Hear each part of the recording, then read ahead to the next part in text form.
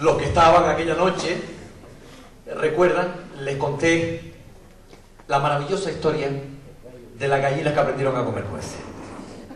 Este año, evidentemente, voy a contar otra historia, pero fuerte frío pasé aquella noche. Yo vengo del sur, soy de Sardina del Sur, y el tiempo engaña cuando te subes al coche y no sabes qué ropa ponerte. Me vine en mangas de camisa. Y hacía un frío que Gonzalo tuvo que dejarme una camiseta por dentro, y aún así yo no sé cómo los músicos podían tocar la guitarra allí fuera, porque es peligroso, ¿no? Como se te congelan los dedos. Bueno, aquí se está mucho más agradable.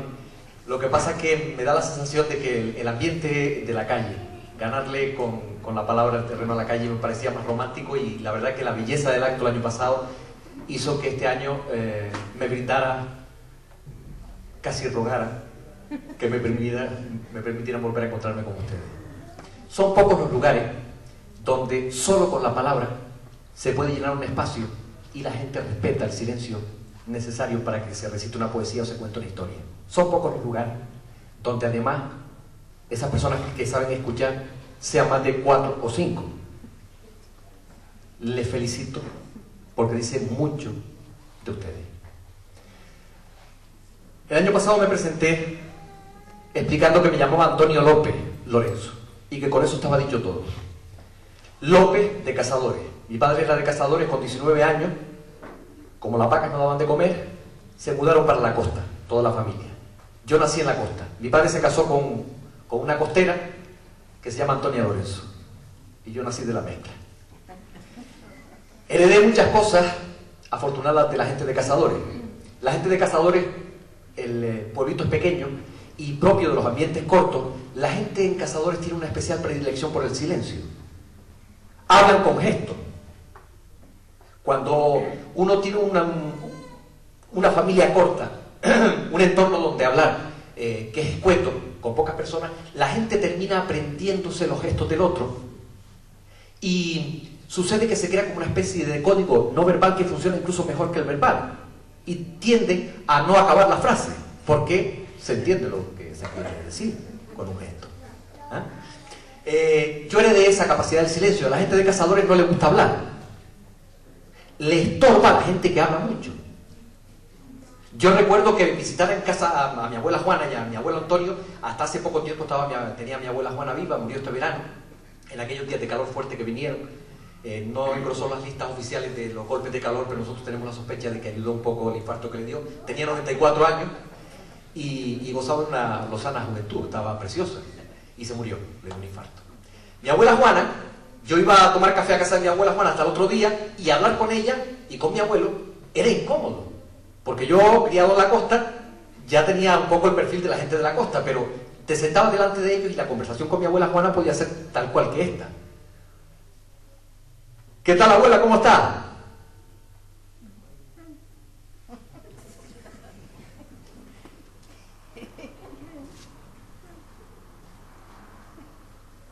Esta rodilla, me decía. Parece Alzheimer desde lejos, ¿verdad? No era Alzheimer. Mi abuelo lo que hacía era mentalmente repasar todos los dolores físicos y psíquicos que tenía, y se iba a lo único que le interesaba decir: esta rodilla. Y así era la conversación con ella. A mi primo, nietos de ella también, les resultaba muy incómodo, y yo era el único nieto que me gustaba de pasar por allá a tomar café, porque la conversación con ellos es bastante dura de llevar. El que habla demasiado, yo recuerdo que cuando empecé a contar cuentos y se lo dije a mi abuelo, se quedó mirando para mí. ¿Y te pagan?, me preguntó. Ir al hecho concreto, lo que interesaba realmente. Y yo empecé a contarles, para que se hicieran una idea de lo que era, empecé a contarles un cuento cualquiera, un cuento estúpido. Me di cuenta, nada más seleccionar el cuento, que me había equivocado, y después de terminar de contar el cuento, se quedó mirando para mí y me dijo: no entendió absolutamente nada.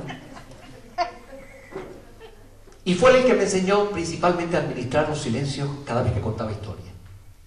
Entre esa capacidad de contar historias, porque, lo crean o no, para contar con la gente, para hablar con la gente, no hay que saber hablar. Lo que hay que saber hacer es escuchar. ponerse en el lugar del otro. Y a mí se me educó el oído en el silencio, y fue eso lo que yo creo que me hizo narrador con el tiempo. Aprendí a contar historias, muchas de las historias que conozco de difuntos, porque es otra de las características de la gente de cazadores, la presencia de la muerte, la relación que mantienen con la muerte. Cuando mi padre falleció, murió relativamente joven, yo soy el mayor de los hermanos. Al poco tiempo sonó el teléfono, ya yo era casado, y era mi madre.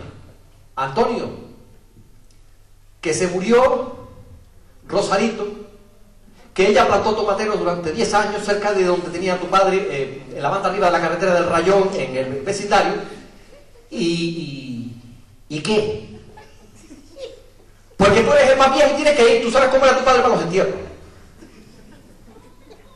Y allá va Antonio, yo un chico joven, a un entierro de una señora mayor que yo no conocía de nada, y ustedes saben lo incómodo que es cuando uno llega a un sitio donde no conoce a nadie, que no sabe uno cómo ponerse, porque uno es la gente que lo rodea, y él no sabía cómo ponerme, y el teléfono siguió sonando así durante varias semanas.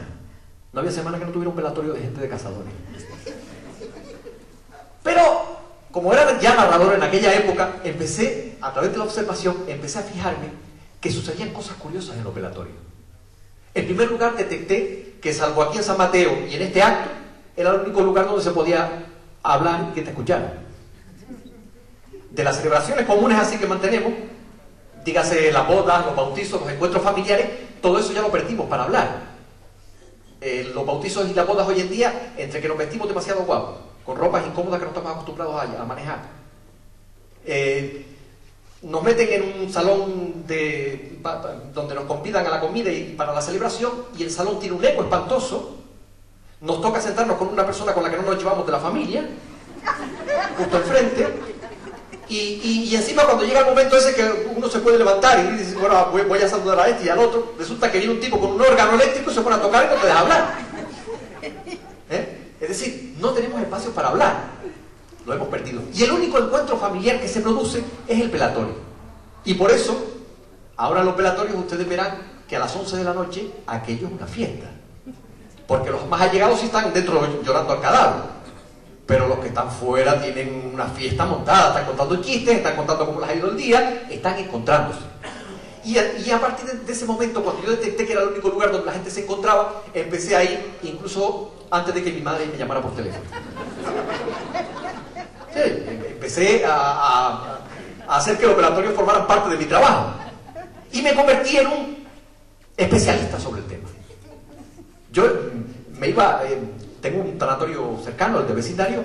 Yo venía de trabajar, venía de contar en cualquier lado, y veía las luces del tanatorio abierto cuando pasaba para Sardina, y lo que hacía era cambiarme de ropa, cenar y bajarme para abajo y estar un rato en el velatorio, que no supiera quién era el difunto. Iba a trabajar. Porque además detecté que en ese ambiente donde la gente cuenta a mí cosas que me estorban un montón, porque siempre hay a alguien que, en una noche como esta, por ejemplo, que está a tiempo fresco, uno sale fuera, los narradores del velatorio estamos siempre fuera. Y siempre hay alguien que sale enfadado, que qué respeto es este, bajen la voz. Como si fueras a molestar al muerto. Yo pondría al revés las cosas, yo pondría al difunto fuera y que entre la gente para adentro. Lo mismo que tenemos que encontrarnos y que nos hace falta ese ritual de hablar los unos con los otros para pasar el dolor, precisamente. Porque incluso las familias de doloridos, los más allegados, incluso eso, cuando todo el mundo se marcha a la 1 de la madrugada y se quedan solamente los parientes más cercanos, a la que no se cuenta. Porque es el único lugar y porque lo necesitamos. Yo empecé a sospechar un asunto feo. Desde hace un tiempo, por nuestra parte, han cambiado un poco las conductas en los velatorios. Nuestra cultura ha sido invadida por cuestiones externas y han ido cambiando algunos asuntos.